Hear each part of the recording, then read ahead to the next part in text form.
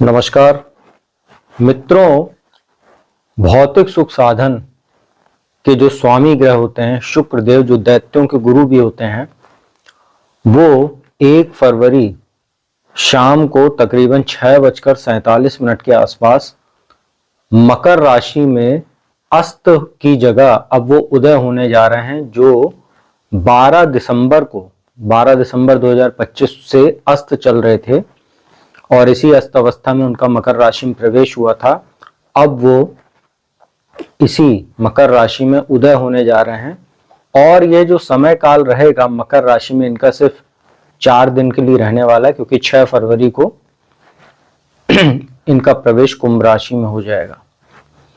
मित्रों, अभी जब इनका उदय काल जब होगा 1 फरवरी को, तो यहाँ पर बुध विराजमान है। बुध यहाँ से 3 फरवरी को निकल जाएंगे और कुंभ राशि में चले जाएंगे। तो अभी जब तक बुध यहाँ रहने वाले हैं, अभी भी लक्ष्मी नारायण राजयोग बना हुआ था बुध और शुक्र का, लेकिन चूंकि शुक्र अस्त थे तो उतना अच्छा प्रभाव यहाँ नहीं मिल पा रहा था। अब उदय हो जाएंगे तो 2 दिन इसमें अच्छा प्रभाव मिलेगा। उसके बाद 6 फरवरी को कुंभ राशि में फिर से बुध और शुक्र की युति होगी, क्योंकि 6 फरवरी को शुक्र चले जाएंगे कुंभ राशि में इसी उदय अवस्था में। साथ ही यहाँ पर अभी मकर राशि में सूर्य भी विराजमान है और उच्च राशि में जो मंगल है वो भी मकर राशि में है, लेकिन मंगल भी अस्त हैं और मंगल भी काफी समय के लिए अस्त रहने वाले हैं। मित्रों, यहाँ पर अभी शुक्र जो है वो उदय स्थिति में रहेंगे और 6 फरवरी को कुंभ राशि में जाएंगे। फिर 13 फरवरी को सूर्य भी यहाँ पर आ जाएंगे और कुंभ राशि में आपको पता होगा राहु पहले से विराजमान है। तो बुध 3 फरवरी को शुक्र राहु के साथ, फिर 6 फरवरी को शुक्र बुध और राहु का त्रिग्रही योग होगा, फिर 13 फरवरी को शुक्र बुध सूर्य और राहु चतुर्ग्रही योग में आ जाएंगे और 23 फरवरी को मंगल भी कुंभ राशि में आ जाएंगे। तो शुक्र का इन सबके साथ एक एक टाइम पर अलग अलग समय पर युति होने वाली है और 23 फरवरी से पंचग्रही योग बन जाएगा और 2 मार्च तक शुक्र फिर इसी में रहेंगे। उसके बाद वो अपनी उच्च राशि मीन में चले जाएंगे।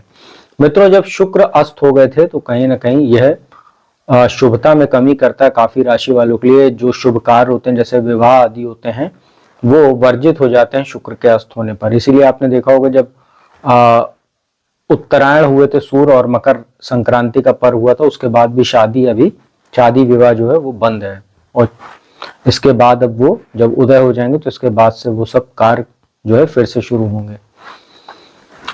मित्रों, शुक्र जो होते हैं भौतिक सुख साधन के स्वामी ग्रह होते हैं। भोग विलासता, जो हमारा शारीरिक सुख होता है, जितना भी मेटेरियलिस्टिक चीजें होती हैं, जितना भी ग्लैमर वर्ल्ड है, ये सभी शुक्र के अधीन होते हैं। शुक्र के जो काम होते हैं जैसे gems and jewellery, readymade garments, salon, spa, travel, tourism, hotel, motel, restaurant, bar, ये सब जो काम है, और साथ ही जो एक्टिंग, सिंगिंग, ड्रामा, कला का जो क्षेत्र होता है, ये सब शुक्र के अधीन आता है।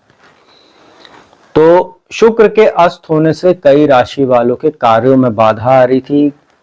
जितना वो अपेक्षा कर रहे थे, कई अपने क्षेत्रों में जो शुक्र के क्षेत्र होते हैं उसमें लाभ के जो वो अपेक्षा कर रहे थे वो नहीं मिल पा रहा था। अब जब शुक्र उदय हो रहे हैं तो कहीं ना कहीं उनके कार्यों में भी तेजी आएगी, शुभ कार्य भी शुरू होंगे, अविवाहित लोगों के रिश्ते वगैरह भी तय होना शुरू होंगे और कहीं ना कहीं काफी अच्छा समय कह सकते हैं अब। और आज इसी क्रम में जो शुक्र का उदय काल रहेगा, इसका सभी 12 राशियों पर क्या प्रभाव पड़ेगा उसकी मैं संपूर्ण जानकारी आपको इसी वीडियो में दूंगा। तो वीडियो को अंत तक देखिएगा, स्किप मत कीजिएगा। मित्रों, ये जो वीडियो है ये सिर्फ मकर राशि में जो शुक्र का उदय काल है, अर्थात 1 फरवरी को जब शाम को वो 6:47 के आसपास उदय होंगे, यहां से लेकर और 6 फरवरी जब तक वो मकर राशि में तभी तक के संबंध में ये वीडियो है। उसके बाद जब वो कुंभ राशि में जाएंगे उसका राशि परिवर्तन की वीडियो आपको मैं अलग से बनाऊंगा। तो चलिए अब एक एक करके राशियों की शुरुआत करते हैं। देखिए, सबसे पहले बात करते हैं मेष राशि के लिए। शुक्र आपके लिए बहुत योग कारक होते हैं। तो सेकंड हाउस जो सेविंग का भाव होता है, साथ ही 7th हाउस वैवाहिक सुख और बिजनेस पार्टनर का भाव होता है। इन दोनों भाव के स्वामियों का 10th हाउस में अस्त चल रहे थे। वैसे भी शुक्र यहाँ कमजोर होते हैं और उदय हो जाएंगे तो बहुत बेहतर परिणाम तो नहीं, लेकिन फिर भी आपको थोड़ा सा राहत मिलेगी। कार्य व्यापार में कुछ जो समस्या आ रही थी वो दूर होगी। कुछ अचानक धन लाभ के योग भी बन सकते हैं आपको। साथ ही बिजनेस पार्टनर के साथ कोई अनबन चल रही थी वो दूर होगी और वैवाहिक जीवन में भी जो कुछ समस्याएं थी वो भी शुक्र अब उदय हो जाएंगे तो यहाँ पर आपको फायदा देने का काम करेंगे और कुछ भौतिक सुख साधन की भी चीजें आपको कहीं ना कहीं अगले 4-5 दिनों में देखने को मिल सकती है। इन्वेस्टमेंट आदि का भी कुछ अपॉर्चुनिटी आपको आ सकती है या कोई वाहन वगैरह भी आप क्रय कर सकते हैं। तो मेष राशि वालों के लिए शुक्र का गोचर अच्छा है, उदय काल जो है। वृषभ राशि की बात करते हैं, आपके राशि के ही स्वामी होते हैं लग्नेश और छठे भाव के स्वामी होकर भाग्य स्थान में अब ये उदय हो जाएंगे। भाग्य का आपको अच्छा सहयोग मिलेगा, लंबी यात्राएं आपकी हो सकती हैं, घूमने फिरने के प्लान बन सकते हैं। छोटे भाई बहनों से संबंध आपके अच्छे सुधरेंगे, मित्रों का सहयोग आपको मिलेगा और कहीं ना कहीं मान सम्मान भी आपका बढ़ेगा और भाग्य का यहाँ पर ओवरऑल आपको अच्छा सहयोग देखने को मिलेगा अब इस उदय काल के बाद। बात करते हैं मिथुन राशि के, आपके लिए 12वें भाव के स्वामी पंचम भाव के स्वामी होकर अष्टम भाव में यहाँ पर अस्त थे, यही उदय हो रहे हैं।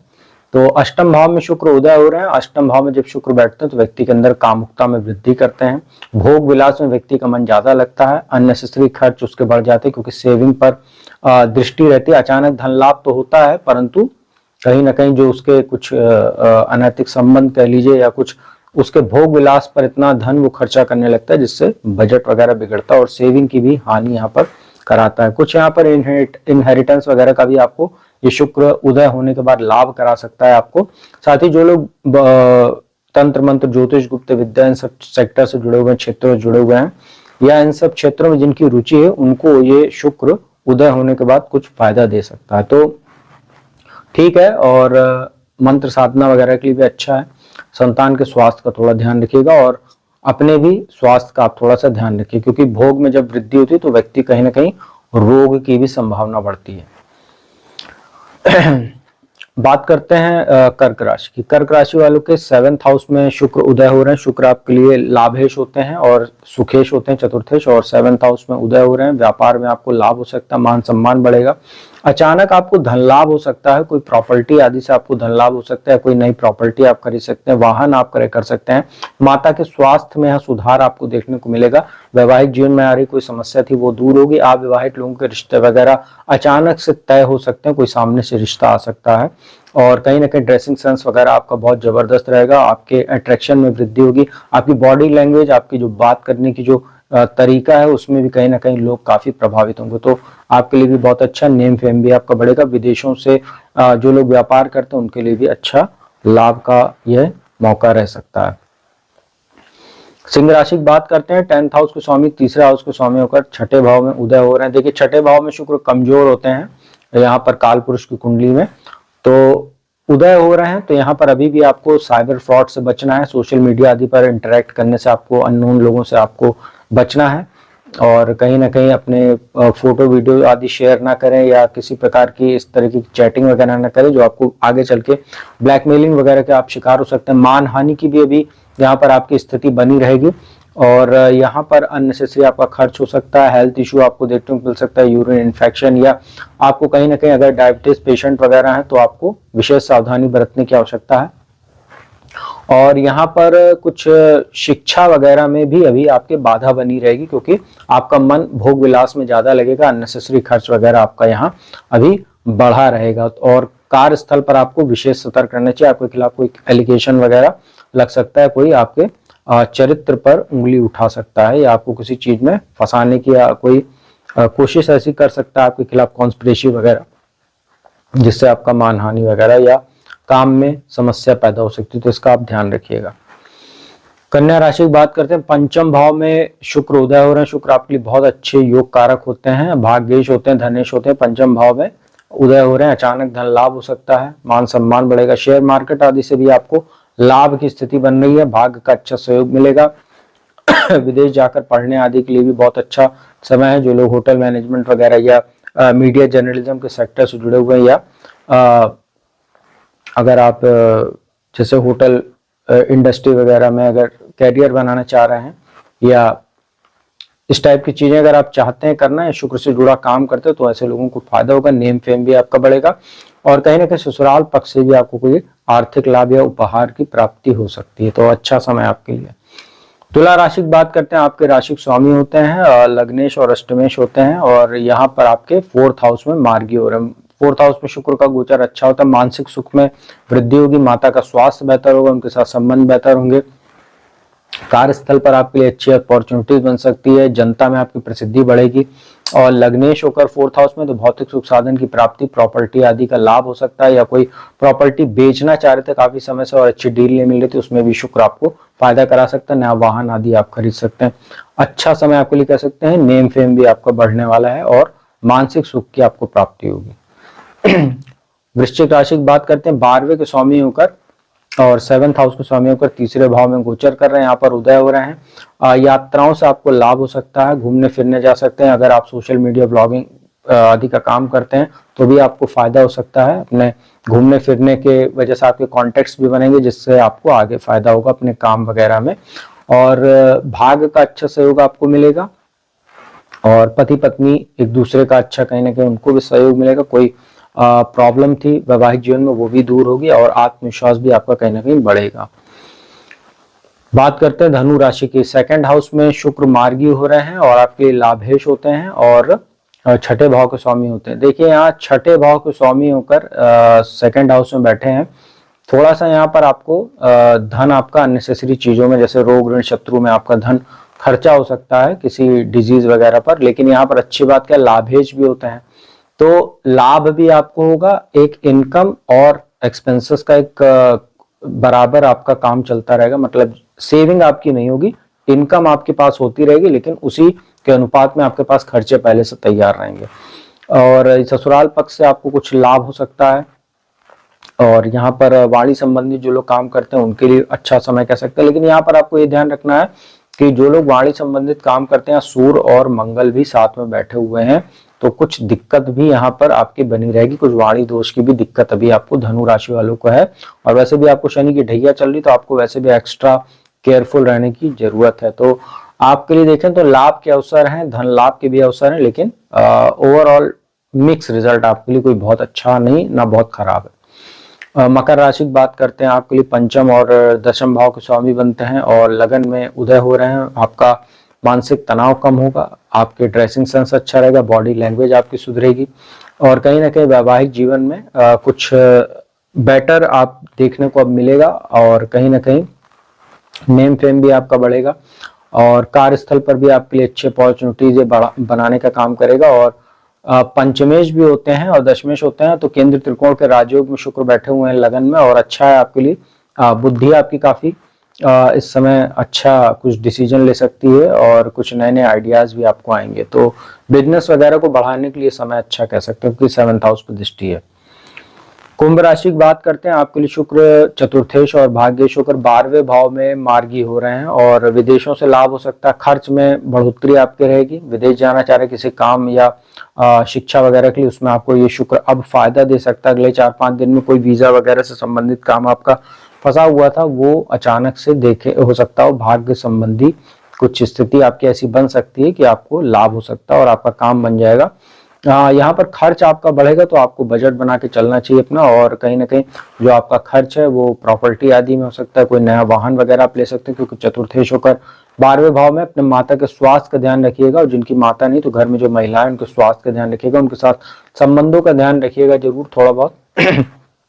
और पति पत्नी एक दूसरे के साथ संबंधों का ध्यान रखें, एक दूसरे की बात को सुने और उसके बाद ही कोई जवाब दें, क्योंकि 12th हाउस में शुक्र है तो थोड़ा बहुत कहीं ना कहीं वैवाहिक जीवन में कुछ दिक्कत यहाँ पर देने का भी काम करते हैं, क्योंकि मंगल भी साथ में है, सूर्य भी साथ में है, तो अभी कुछ स्थितियां कोई बहुत अच्छी नहीं और प्रबल मांगलिक दोष भी है मंगल की वजह से 12वें में। तो पति पत्नी एक दूसरे की बातों को बहुत ज्यादा तलखी वगैरह में जवाब न देने, तो कुछ लीगल मामला तक भी बात पहुंच सकती है, इसका आपको ध्यान रखना चाहिए। और अगर पहले से कोई तलाक वगैरह का इशू चल रहा है तो तलाक इस समय आपका हो जाएगा और नए शादी का योग भी बन सकता है। बात करते हैं अंतिम राशि मीन की, आपके लिए 11th हाउस में उदय हो रहे हैं, बहुत अच्छा है आपके लिए। तीसरे भाव के स्वामी होता है, अष्टम भाव के स्वामी होकर लाभ स्थान में उदय हो रहे हैं। अचानक धन लाभ हो सकता है, आपको प्रॉपर्टी से शेयर मार्केट आदि से लाभ हो सकता है और शुक्र से जुड़ा आप काम करते हैं तो फायदा हो सकता है। विदेश जाकर पढ़ने आदि के लिए भी बहुत उत्तम समय आपके लिए कह सकते हैं, क्योंकि 12वें से 12वां संबंध बना रहे, 2-12 का संबंध बना रहे 11th हाउस से। इसके बाद वो 11th हाउस में 6 फरवरी को जाएंगे और वहां पर अपवाद स्वरूप अच्छा फल देते हैं वो। और राहु के साथ वहां बैठेंगे, तो अब यहाँ से आपको अगर कहीं विदेश जाना है या विदेश संबंधी काम करते हो तो आपको यहाँ फायदा मिलेगा। लेकिन अपने चरित्र को बहुत मजबूत रखिए, क्योंकि अब राहु के साथ अगली राशि में उनका संबंध बनना है और मंगल भी वहां आएंगे 23 फरवरी को। तो यहाँ पर आपको चारित्रिक दोष हो सकता है और एक्स्ट्रा मैरिटल अफेयर वगैरह होना, या किसी कोई पुराना अफेयर आपका ऐसा सामने आ जाना जिससे आपका मानहानि हो जाए। तो ये सब चीजें आपको देखना पड़ेगा। और कहीं ना कहीं संतान उत्पत्ति के भी योग बन रहे हैं और संतान के रूप में कन्या की प्राप्ति हो सकती है। तो ओवरऑल अगर देखा जाए तो छोटे भाई बहनों से भी आपको अच्छा लाभ हो सकता है। उनके साथ संबंध आप जितना बेहतर रखेंगे तो आपका भी मन प्रसन्न रहेगा। मित्रों के साथ अगर आप कोई मिलकर कोई स्टार्टअप वगैरह शुरू करना चाह रहे हो तो उसमें भी शुक्र आपको लाभ दे सकता है। तो मित्रों, यह था शुक्र उदय होने के बाद सभी 12 राशियों पर क्या प्रभाव पड़ेगा उसकी जानकारी दी। उपाय की बात कर लेते हैं। देखिए, शुक्र का उपाय होता है आप लोग प्रतिदिन स्नान के बाद जो है स्वच्छ वस्त्र धारण करें, हल्के रंग के वस्त्र धारण करें और पानी में गुलाब जल वगैरह डालकर या इत्र डालकर अगर आप नहाएं तो बहुत अच्छा होता है सुगंधित जल से। और नहाने के उपरांत जो है इत्र का प्रयोग करें, जैसे गुलाब या हल्की सुगंध का इस्तेमाल आप कर सकते हैं तो बहुत अच्छा होता है। ओम शुं शुक्राय नमः इस मंत्र का जाप कर सकते हैं। माता लक्ष्मी की पूजा उपासना कीजिए। शुक्रवार को उनको प्रसाद के रूप में खीर का भोग लगाएं, उसमें मेवा वगैरह डाल दें और माता लक्ष्मी के चित्र या मूर्ति पर गुलाब के पुष्प अर्पित करें या उसकी माला आप अर्पित करें तो अच्छा रहेगा। मित्रों, उम्मीद करता हूँ वीडियो आपको अच्छी लगेगी। वीडियो अच्छी लगी तो उसको लाइक कमेंट शेयर कीजिए। कुंडली विश्लेषण के लिए मेरा नंबर डिस्क्रिप्शन स्क्रीन पर उपलब्ध रहता है, उस पर संपर्क कीजिए, अपॉइंटमेंट लीजिए। कुंडली विश्लेषण का लाभ देश दुनिया के किसी भी कोने से आप मेरे द्वारा प्राप्त कर सकते हैं। तो अब मैं अपने वाणी को विराम देता हूँ। अगली वीडियो में आपको बुध का राशि परिवर्तन होने वाला है कुंभ राशि में, वहां राहु के साथ वो जड़त्व दोष बनाएंगे, उसका सभी 12 राशियों पर क्या प्रभाव पड़ेगा उसके संबंधित वीडियो में लेकर हाजिर हूंगा। तब तक के लिए ओम नमः